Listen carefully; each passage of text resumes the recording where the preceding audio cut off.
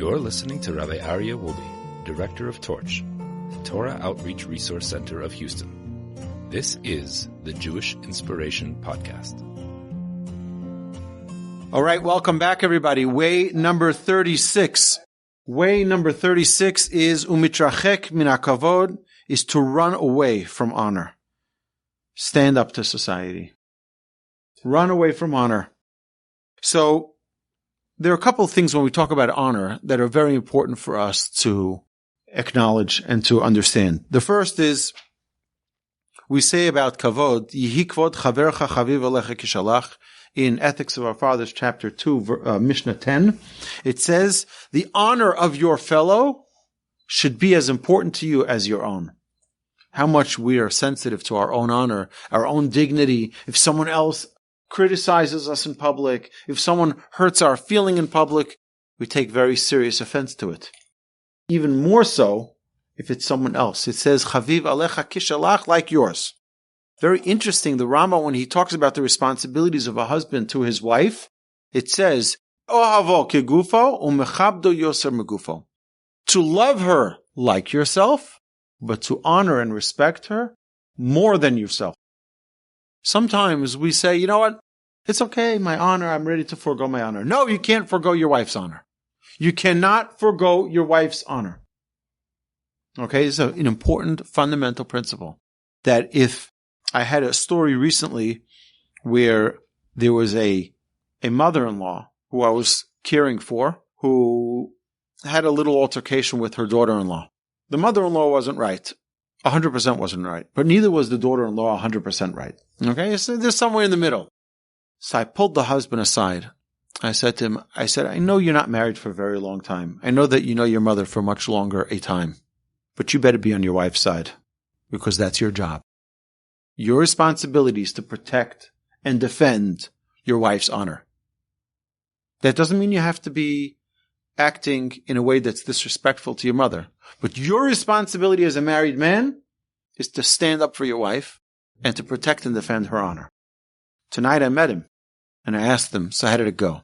He said, I stood by my wife's side and made sure and it's a very important thing. A husband's job is to not only honor his wife, but to honor her more than himself. That means if you only have one pillow, who gets that pillow? If you only have one blanket, who gets that blanket? And if you only have one car, who gets that car? That's right. You guessed it. You have to make sure that you honor her more than you honor yourself. If there's only one can of Coke, give it to her. I try to talk to young guys when they get to the age of starting to date. And I talk to them, I say, listen here. You stop thinking only about yourself. You have to start thinking in twos. Anytime you go someplace, and by the way, I try to do this myself. I went to a restaurant. I was invited last minute to someone's birthday party at one of the kosher restaurants here. And before I left, I said, I needed to get something for my wife. What do you have to go? Because I can't come home empty-handed. It's very important to make sure that we have the proper honor, respect, and dignity for our spouse. Yihi kvod talmidcha chaviv alecha kishalach. The Mishnah says even further, the honor of your student should be as important to you as your own. My rabbi of blessed memory, Rabbi Beryl Eisenstein, he was fire and brimstone, always ready to defend his student. And throughout my years of knowing him, knew him for about 15 years till he passed away, he would go out of his way. And if there was a question if there was a job opportunity and I needed a reference, he wouldn't wait for them to call. He would call them. He says, my student, you better hire him. Right? He would go and be forceful in whatever way possible to defend and protect and serve the honor of his students. I remember one time, it was very special. He was a very special man. I remember, I think I said this story recently. It was one time I was running for a bus, and in Israel, buses don't stop for you. Yeah. And the bus drove away from the stop, and I'm running full speed, and he stopped. Opened the door, and I get right on the bus. And I'm like, Thank you so much. He says, it's not me. It's the man back there. I look back. It was my rabbi. My rabbi started yelling. He says, that's my son. And it says that someone who teaches you Torah is like your father. Our relationship was a very close relationship. Very, very special how he treated all of his students with such respect and with such love. We can't get trapped in the obsessive need for recognition. Everyone wants to be recognized, but we have to learn to let go of it. It's okay. I don't need to be recognized. I don't need to have my name in bold letters on top of the sign, on the top of the letterhead, on the top of everything. Seeking the approval of others harms you because it keeps you from the real work of becoming great. When you're always worried about your own name, your own approval, and your own recognition, what happens is that then you lose sight of what you need to accomplish because you're too busy getting caught up with we've all been party to situations where there's a task that needs to get done, but people don't get that task done because you didn't call me doctor. You didn't call me rabbi. You didn't call me a reverend. You didn't. Just there's something that needs to happen. I remember. I don't want to get to specific situations, but there are times where there's an important need for action, and people aren't ready to spring into action because you called me mister. I remember one time I was dealing with a life and death situation, and I was firsthand involved with this story, with this case, and I get a phone call from somebody who I knew the person, but I didn't know him in the capacity of being a rabbi. So I said, look, Mr. So-and-so. And he stops. He says, how dare you call me a mister? I'm a rabbi for 50 years. Okay, I'm sorry. Now let's get back onto the topic here. And he was very, very insulted and hurt that I called him a mister. But either way, I understand if someone works hard for a title, which a rabbi, you work very, very hard, a doctor, I understand that, a lawyer or whoever it is. But take it easy.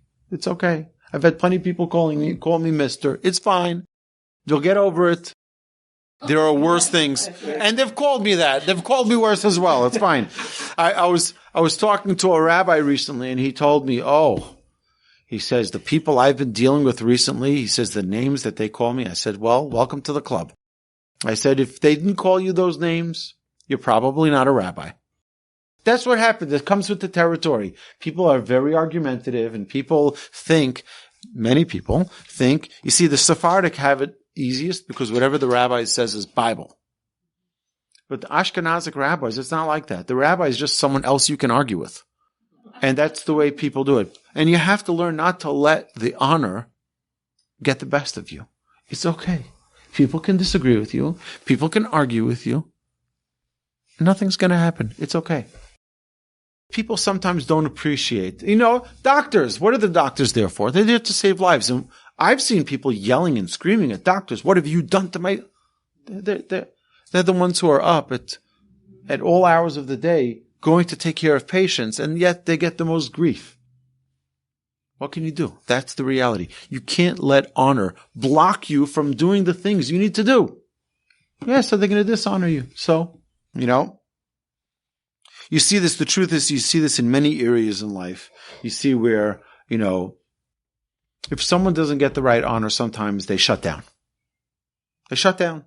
And that's the punishment. You didn't give me the right name? How dare you? Okay. If I can tell you the honor that I've gotten over the years by being called Rabbi Yaakov Wolbe, where people stop me like, I listen to your podcast all the time. I'm like, you mean my brother, but thank you. I appreciate it. I take a lot of honor when people confuse me with my brother. If you need others to verify your significance, it's time to examine your self-esteem. Can't take ourselves too seriously. It's okay. Let it slide off your back. It's okay. It doesn't have to be exactly the way you imagine it in your own mind. When you act to impress others, you feel the emptiness inside. Don't do it for others. Do it for yourself. Do it for who you are. Do it for your real values.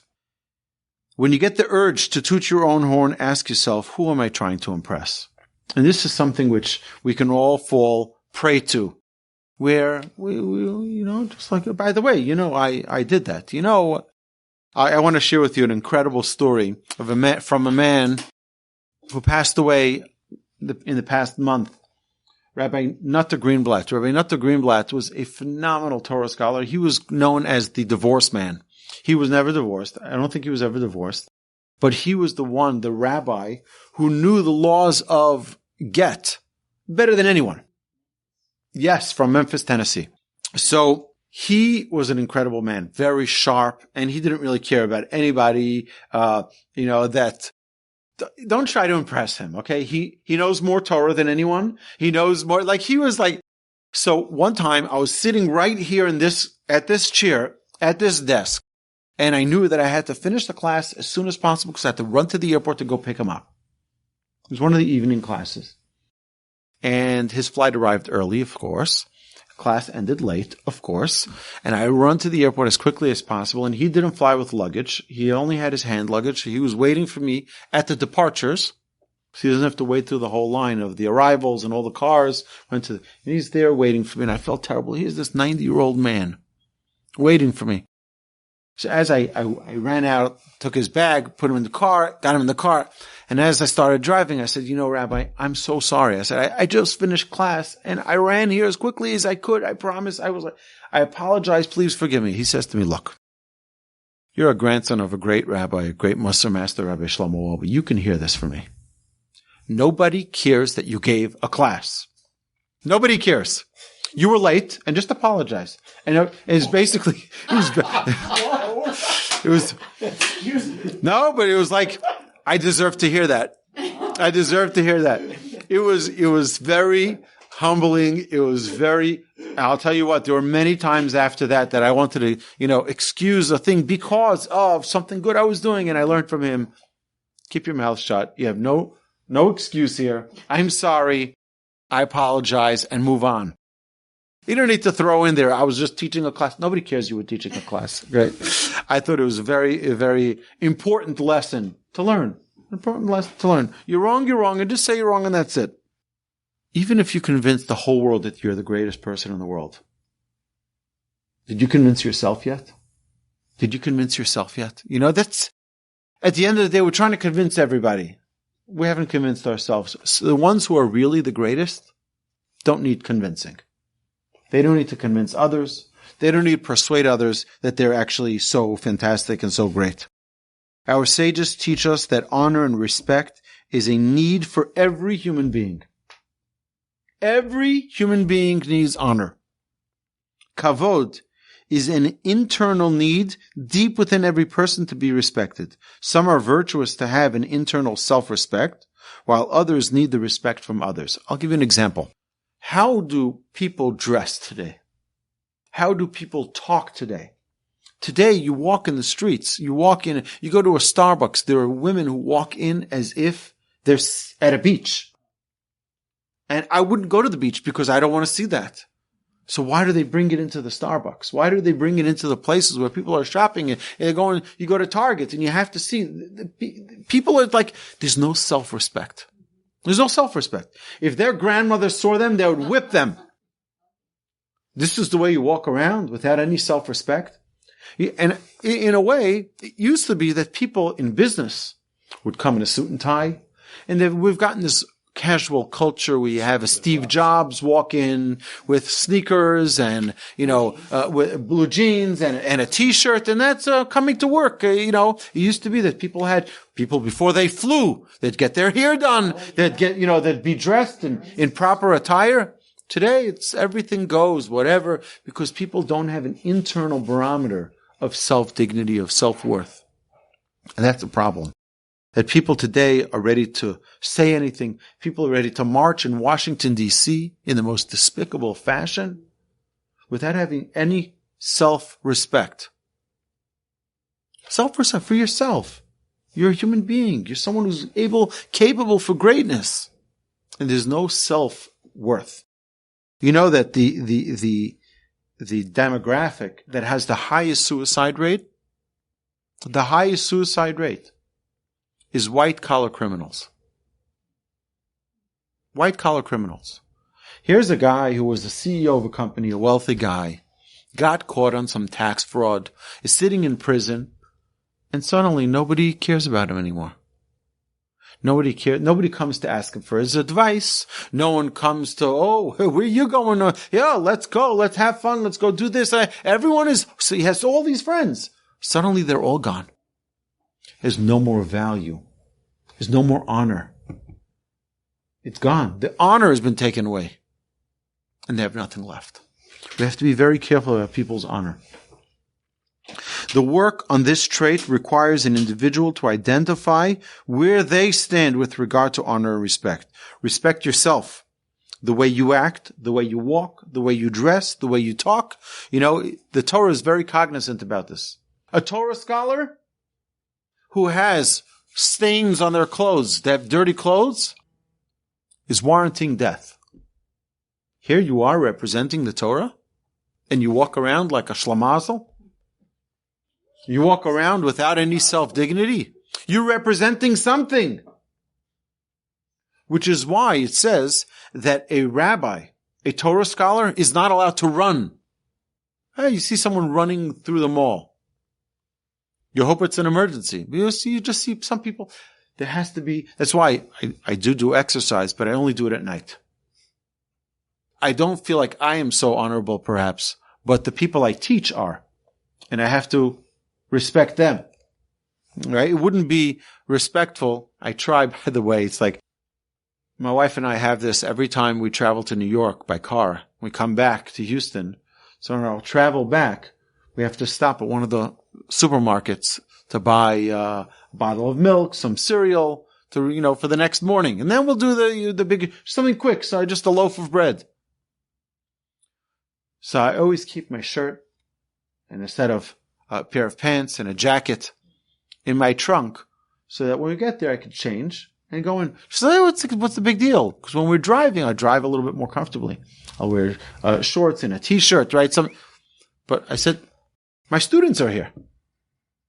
And in their eyes, I represent Torah.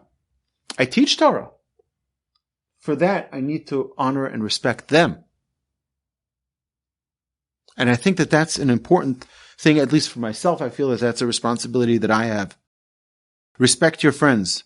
Let them speak first, the Mishnah tells us. Be friendly. Treat them the way you'd like to be treated. Someone who walks in, you know who they are, introduce them to your friends. Okay?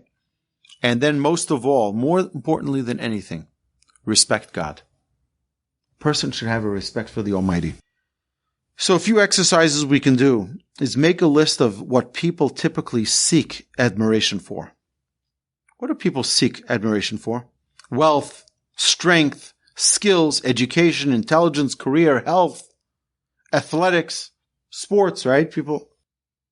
Are there other more important things that perhaps should be on that list? How about someone who's a good husband? Someone who's a good father? Someone who's a good community member? Shouldn't they go up there with being the actor or the actress or the singer who have depraved lives, who can't hold a relationship? Why are they so honored in our eyes? The politician, who did he pay off now? Who did he get paid off by? What do we know? But the person who's a righteous person, who's good, who saves people, who helps people, no honor for them. We should go take pictures with them. Not take pictures with the actors and the actresses and the singers and the movie stars who's on their 50th marriage, twice removed. Make a list of things you do to impress others. What is it about these things that makes you feel important? And teach yourself to feed yourself properly with your own self-dignity. I'm doing the right thing. And it doesn't make a difference if people dislike it. It doesn't make a difference if people won't admire me because of it. I'm doing what's right. I'm doing what the Almighty wants me to do. And that's what counts. How do I know if I'm doing the right thing? Well, ask yourself one question. What does the Almighty want from me? If the Almighty wants me to do this, I'm doing the right thing, and I don't care what people say. If the Almighty doesn't want me to be doing this, then I shouldn't be doing it even if people honor me. Okay? Honor is the belief that looking good is more important than the deed itself. Know your priorities and don't get carried away by honor. All right, my dear friends, let's go get them. We don't need the honor from others. We like it. We enjoy it. But don't make your life dependent on it. You've been listening to the Jewish Inspiration Podcast, a Torch production. Become a supporter at torchweb.org because your assistance enables more Torah learning around the globe. To find more lessons offered by Torch, please visit torchpodcasts.com.